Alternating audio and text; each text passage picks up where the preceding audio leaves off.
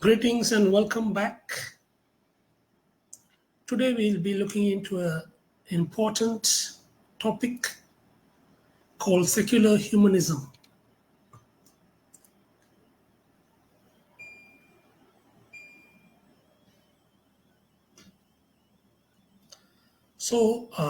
Why is it important? Because it is an all encompassing system which seeks to replace God.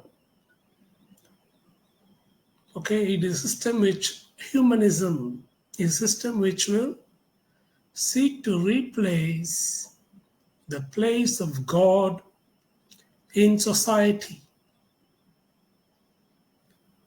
It may range from communism, where God is totally made illegal, to other forms of liberal secularism, where God is privatized.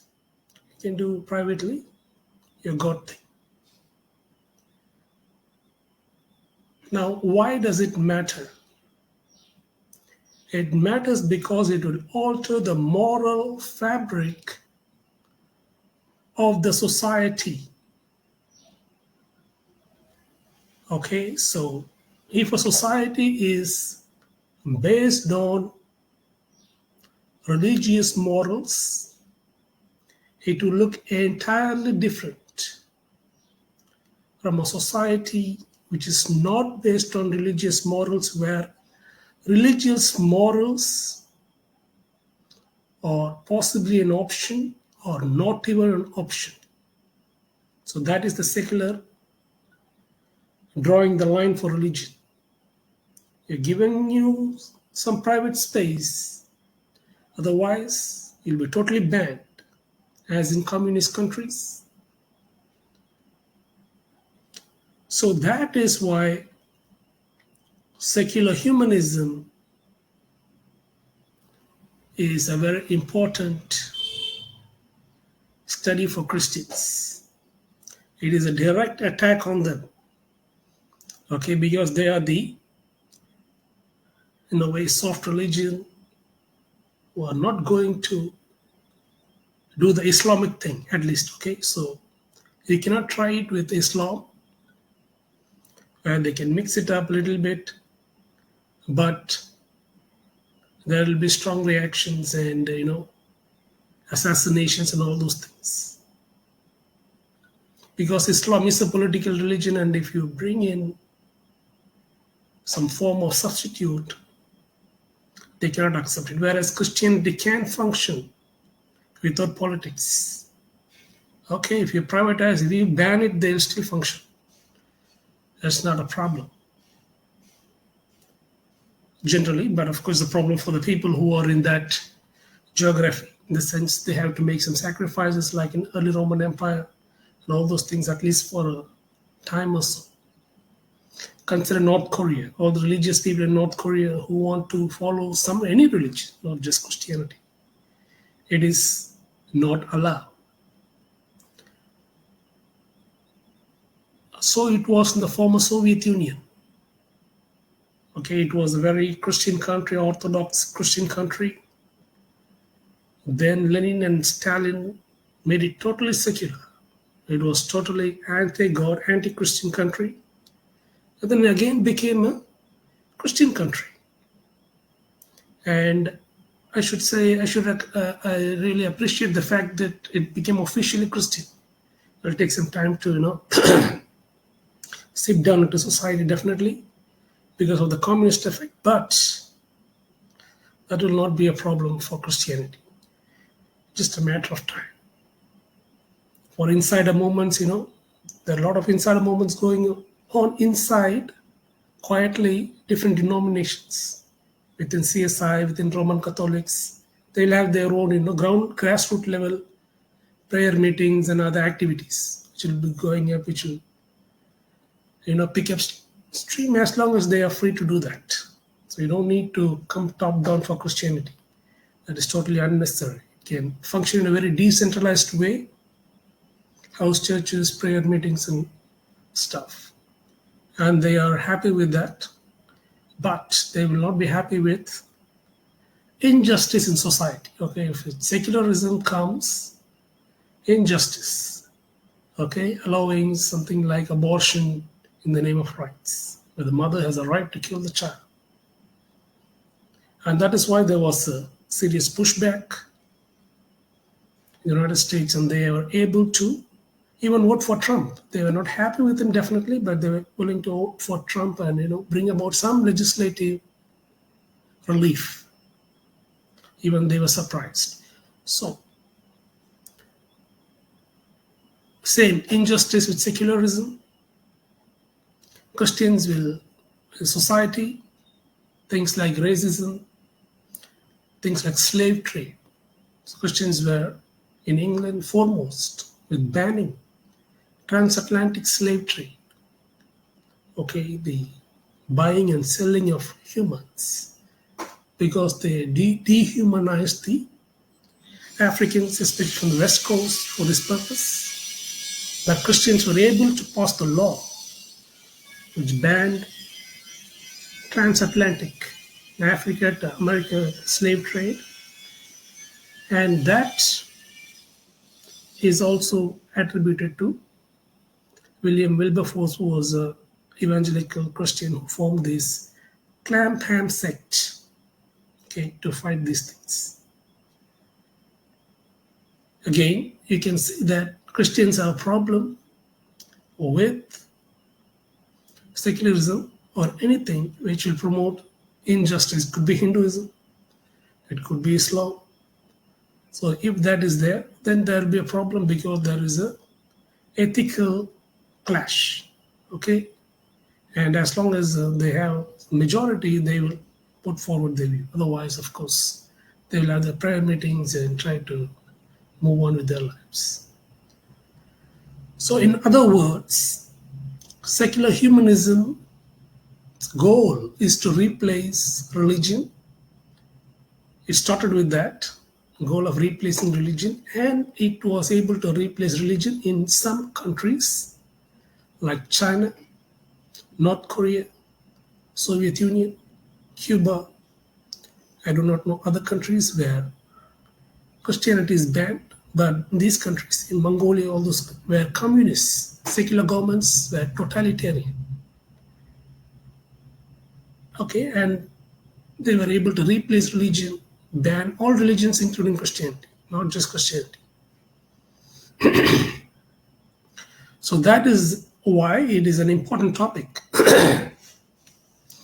Unlike in India, where they are made to believe that secularism is, all religions have equal space.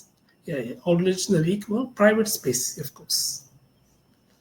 The same as West, but that is not secularism. Okay, that is not the secular goal. The secular goal is to replace religion. In India, also, you can say at the society, the legal level, it has replaced Islam, it has replaced Hinduism with secular laws. Okay, Indian constitution is secular, socialist, and all those things. It is not based on religion. It is based on United Nations recommendations, Bill of Rights, or all the rights which are enshrined for humans have to be given. Because in religions which are not Christian, because Christianity is a religion which gives rights, freedoms. While other religions, rights and freedoms are not part of their teaching. Okay, so even if secular humanism is giving it, it can be only sustained in a Christian society. That is why in non-Christian society, secular humanism becomes, of course, totalitarian dictatorship and all those things. And in many Christian society, Christianity has been able to come back, especially as we know, the former Soviet Union, the Eastern Bloc, Eastern Europe. And I was in Ukraine, and you can see the difference, okay, between the previous generations and the present generations, and how secularism has failed. It was a failed experiment, and then now they have come to pluralism. Okay, from the shift, they shifted to pluralism. Okay, so all religions can practice their thing, will give them equal rights. Okay, and that is what they're practicing. And some countries, of course, they went back to religious roots. Like Russia has become Orthodox Christian country again, officially, the official church. And some countries, many Protestant countries in Northern Europe, are officially Christian, and they allow their society to function democratically, and they allow for what is called freedom of conscience. Okay, with secularism you will not get freedom of conscience. Okay, in materialism there is no such concepts. It's all determinism. And whereas in Protestantism you'll get freedom of conscience at all costs. Okay, even if it means opposing the whole thing, you'll get the freedom of conscience to oppose it, and then you'll end up without freedom of conscience. Okay, it is because of Luther. Luther was, standing against Catholic Church in the name of Scripture and the freedom of conscience to believe in what only the Scripture teaches. So, freedom of conscience is a very important aspect of all Protestant societies, and they will allow you to be a lot of things, give you the freedom to follow your conscience. Okay, it could be freedom to follow the Bible or not follow the Bible. They cannot compel the conscience. That is what Luther is standing for. He's telling, I cannot do because my conscience does not allow me to follow the Catholic doctrines, which he sees as errors. So that is very important, because secular humanism is based on stealing from God. They're stealing the values from Protestantism, and then they're removing the Protestant God.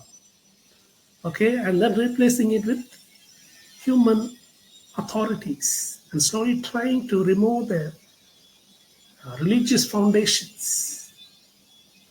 So that is why secular humanism is an important topic to cover, because it is always attaching Christianity. Now, of course, we are in the post-secular age. Okay, so the dominance of secularism is also done. Secularism itself is known as trying to make society secular now. Okay, it's pluralism, equal rights for all, and secularism has given way to post-secular states. Okay, the rise of even Modi's government, or what is called Hindu nationalism, and making Russia officially Christian. All the Islamic countries already practicing, only religious politics. All this means secularism has failed. Okay, and we are now in the age of post-secular. So you can check it up in Google. So secularism is no more a big threat, nor are its goals what the politicians are going to bat for or flame for. Okay, so it is a post-secular stage. But there are political parties which are fully secular, from communists to partially secular, okay, liberals. So all these are secular. And what do you mean by secular? What is that? So in classic Christian thought, there are three areas, spheres of life. One is holy. Okay, holy, reverent, godly things. Next is secular worldly things. Okay. Third is profane, dirty things. Holy things, secular, neutral, and unholy, dirty. So these three areas are there in Christianity. The holy and the unholy cannot touch, cannot come in contact. Okay, so in between there is a neutral space. That is called secular. So you have to make a distinction, very important distinction in thinking. The humans should learn is the distinction between secular and secularism, rational and rationalism, empirical and empiricism. Okay, so secular is okay, secularism is not okay. Rational is okay, rationalism is not okay. So these are reductionistic frameworks, or secularism, rationalism, empiricism. all those things. Okay, going for a single methodology, okay, rather than using multiple methods which are available with Christian theism. So therefore, in this holy, secular, unholy space, which was functioning very well, okay, the secular space, a neutral, godless space, wanted to become the substitute for the God. Okay, that is why it was so horrible in communist countries, because they have replaced religion, they have banned religion, they have banned the holy, they have made unholy look normal. Okay, when you ban holy, there is no more unholy. Holy, unholy, all these distinctions are meaningless, not to be brought into public space. You can think whatever you want in a private, but it is banned in communist secularism, is allowed in liberal secularism, in Western liberalism, liberal states. But all its roots go back to the Enlightenment and the Renaissance era, okay, where humanism, secularism equals secular humanism. Man is the measure of all things. Okay, so man replaces God. Okay, so that is humanism is still lingering, whereas the secularism, plural now they have become sort of pluralistic humanism. So that is the state present. Okay, because even though secular is good, it is trying to replace God. So it's pluralistic humanism now, but it's still humanism. Okay, so human beings are the at the top. There is no God allowed. God is not allowed to enter and make the decisions for human. That's what it means. Basically, God can be there, but he can stay out of society. He is not the deciding authority. Because there is variations in positions now, it is understood, and that pluralistic humanism is a practical tool to avoid wars and conflicts in a multicultural society. It's not nothing to do with truth, of course. Okay, it is a functional thing. But it is an ideology. Humanism is an ideology which actively seeks to replace God. Okay, and for Christians and all religions, it is a problem. It can come back anytime. But for now, it is post-secular. It's all pluralism. All of you can do whatever you want. So what is the problem now? So let us do it privately. Yes, you can do it privately. The problem is mainly moral. Secular morals will be totally different from Christian morals.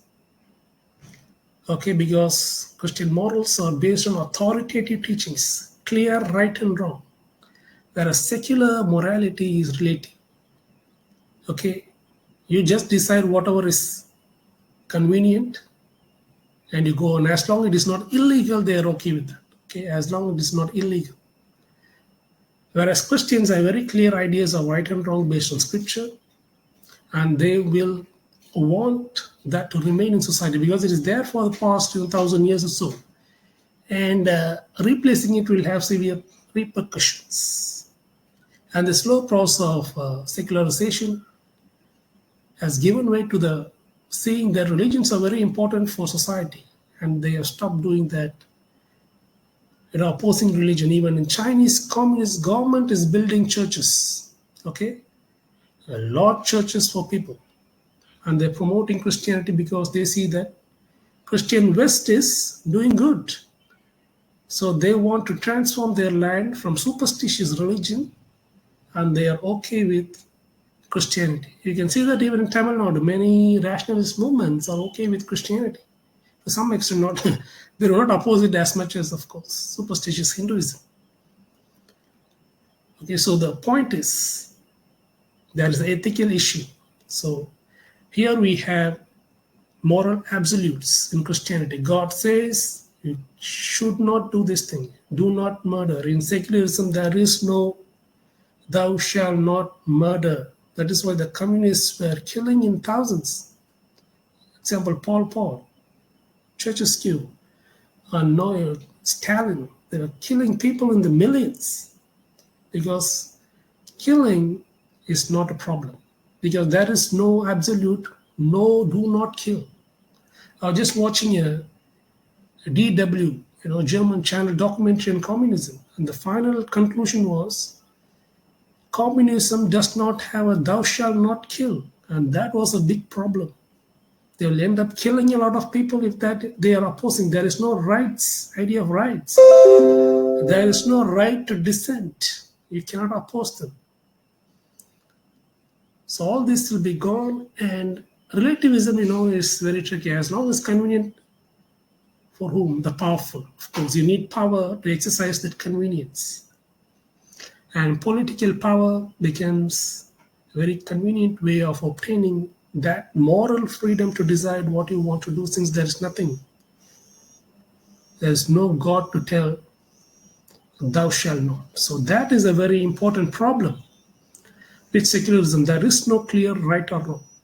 Okay, you can do a lot of things and do not get caught if it is illegal. Okay, not only that, religion was illegal in Soviet Union.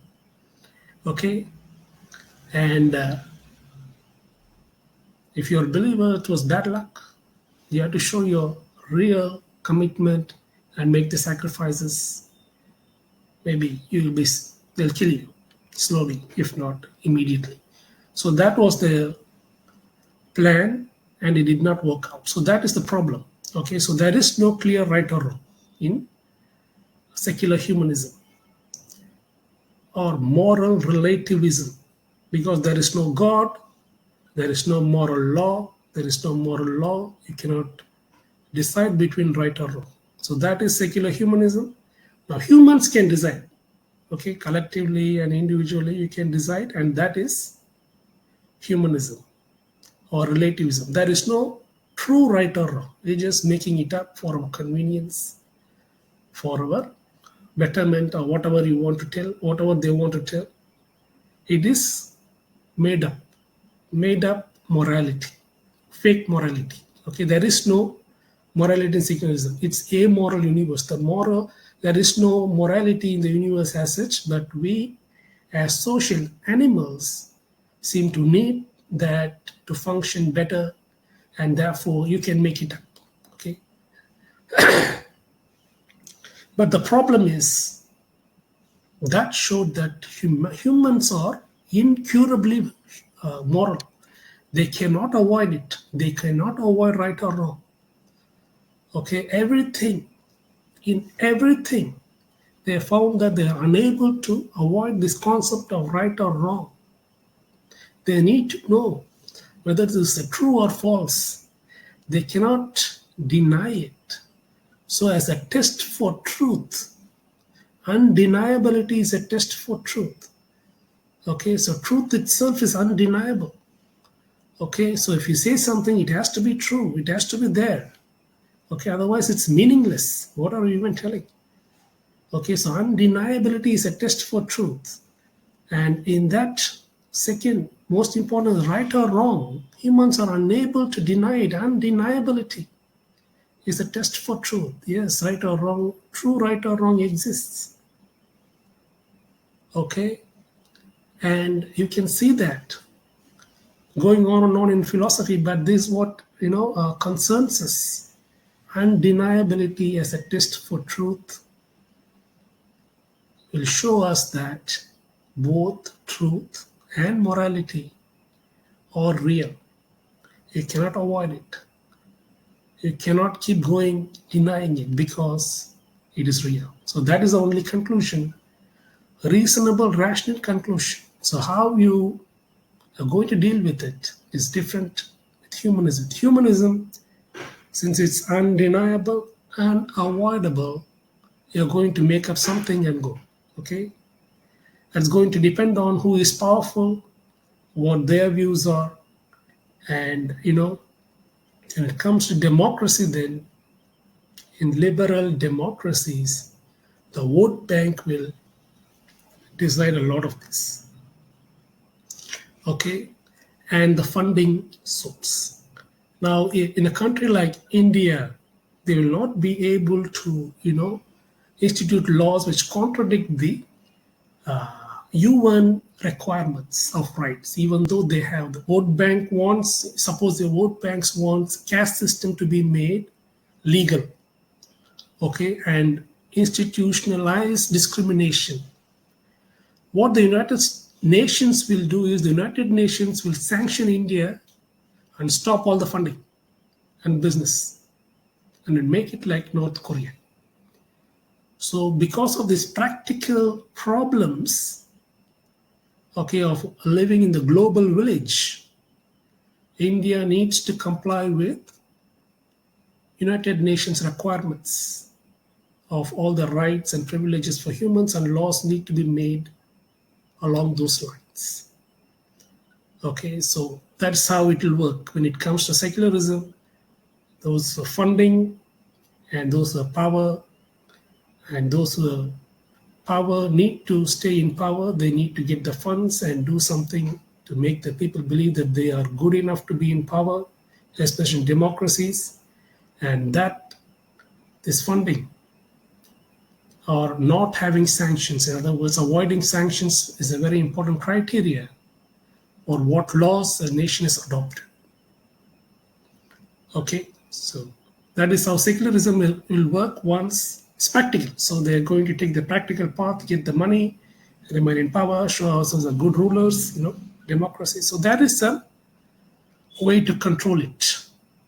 But who controls it? Why should it be that? There is no good reason for that. Okay, if it is not God, it's just happening. It is determined.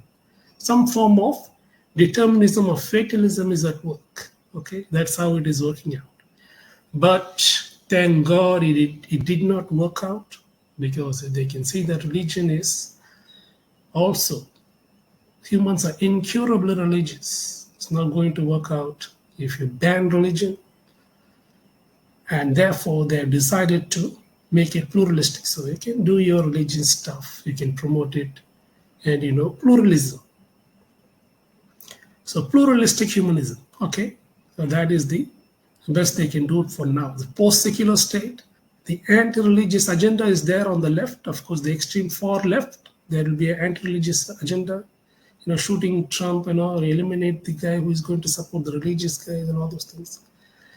And the communists on the far left, and there will be far right who are totally opposed to them, who want to bring back some form of Christianity back to Western society, some form of religion which was there already, which they're trying to replace.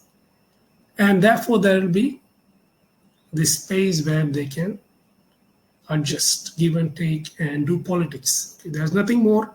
What will happen, we do not know. And that is where the secular agenda comes. The secular capture of important societal institutions. Okay, like education, schooling, they will secularize the children, and the education at the university level will be secular because they are funded by secularists. Carnegie Mellon, example, Carnegie Mellon was a millionaire. So it is his university, and his funds are used for educating these people, and they have a secular agenda. Okay, there are Christian schools, let's say Calvin College, Biola, these are Christian education institutions, and they can promote Christian education, Christian worldview. They are free to do that as much as Carnegie Mellon is promoting secular education. Okay, so it all depends on that. Whereas their government institutions, universities, are secular. But when it comes to England, it is a bit tricky. There is a church, official state, and there is a ground level, secular movement, secular capture. So in spite of that, the secular ideas and people with secular ideas have captured the education system in the West. So that is the main source of secular control. One, education, secular capture of education, and secular capture of media, because they know it has nothing to do with the truth, it has to do with power. So those who have power can push their worldview, right or wrong, for good or bad or worse, they will do it. Okay, so that is the state of affairs now with secularism. And therefore, because of this, once suppose you say there's a Catholic society, they will teach you Catholic morals in the schools. This is right, this is wrong, this thing based on this 10 commandments, all those things, which they now can teach in the Catholic schools, but it is not accepted for as right and wrong, because there are non-Catholics, there are Protestants, there are Muslims, there are non-believers. Okay, so in this place, pluralism is allowed. You have the right to have, which is freedom of conscience, which is itself is not secular idea. So freedom of conscience is a Protestant idea. So that is why there is a good link between liberal Christianity and secularism. That is why it does not go all the way to non-Christian, because then all its this freedom of conscience will be lost. Okay, and then when the foundations are removed, you will get totalitarian governments, secular governments, like in the former Soviet Union or China. You can see it does not. Communism does not work. Therefore, they know that by now. They're building churches, and they are adopted capitalism or a mixed economy. They are not banned capitalism now. Even though the communist government is in power, they are able to set up what is called a mixed economy. So a mix of capitalism and communism, and some distribution, redistribution. It's the same. So they see that this form of mixing, secular and religious, space for all, works out well. Okay, but as I said before, that is not ideal. The ideal is, of course, what right or wrong. Who decides what right or wrong? Okay, it is because of the Christian influence. It is looking acceptable to Christians because of the liberal Christians in Europe and United States, who are on the liberal side of politics, and the conservative Christian. There are on both sides you have Christians. Okay, and only in the far left you have secularists. So middle and origin of you go there, only in the far left you have secularist or anti-religious secularist. So we are talking about them. When we talk about secularism, we are talking about them. We're not talking about the middle, Christian liberals, center liberals, social, Christian Democrats, and all those people. Okay, so we are into extreme left territory, communism, totalitarian, secular humanism, humans alone. We will not allow religion or God. So those things. Okay, so that is what we are talking about. So that is secular humanism. That once in the previous century, that was a big problem because of the creation of Soviet Union, as we know, but it is because of the failure of secularism. It has given way to the state of affairs now called post-secular. Okay, so I put everything in place so that we are talking about the far left. Okay, when you talk about secular humanism. So what have I said now is that secularism is nothing but humanism. There's holy, secular, and unholy, in that the secular space, neutral space, is what is going to dominate. Everything is, going to be made neutralize religion in the public square. Okay, that is the far left, even ban it, remove it, if possible. So that is secularism and humanism. So man will take the place of God. There is no God. Humanism. That is humanism. Man is the measure of all things. We can do whatever we like. There is no God to tell what is right and wrong. So that is humanism. So we have to understand that. And with that, we'll move into the errors of secularism. Of course, I'll also deal with the origins, which is, of course, from the Enlightenment. Okay, so we'll move on to the errors of secularism. So, what are they? Factual errors, epistemological errors, methodological errors, logical errors, internal contradictions, external contradictions, cognitive biases. So, the whole thing runs on cognitive bias. Okay, but that's why it doesn't work, because religion also runs on that. A lot of things on cognitive bias, and there is no way you can say this is the right way, humanism the right way. It doesn't work. So they are trying to take power and push things, push their secular agenda. But what they have successfully done, as I said, is they captured the academy or education system and the media. Press, TV, everything you can see is secular. Okay, so that is the state of affairs, and that is why they are dangerous. So we look into all the errors in the next part. God bless you. Jesus loves you.